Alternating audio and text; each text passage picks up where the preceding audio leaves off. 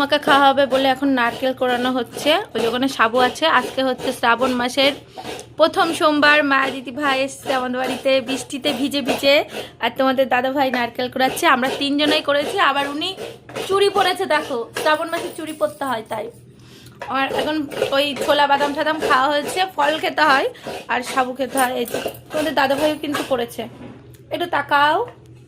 আমিও কিন্তু এই যে চুড়ি পরেছি।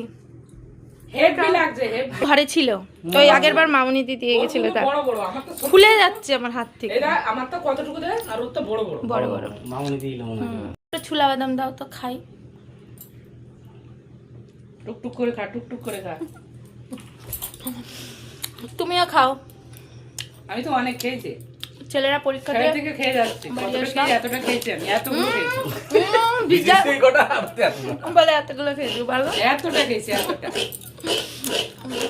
আর কত খাবো? খাও খাও। কেলা খেয়েছি, এটা কেলা কেলা।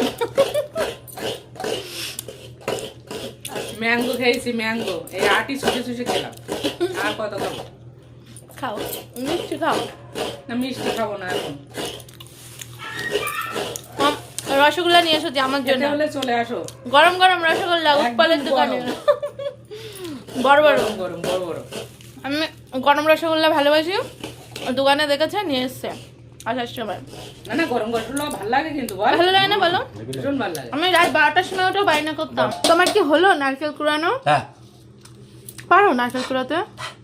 দেখা কেমন পারে। তুমি সোমবার করলে কেন?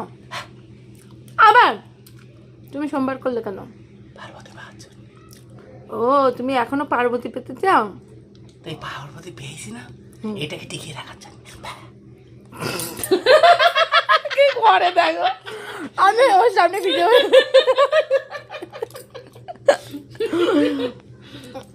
সামনের জীবনে তুমি কাকে পেতে চাও?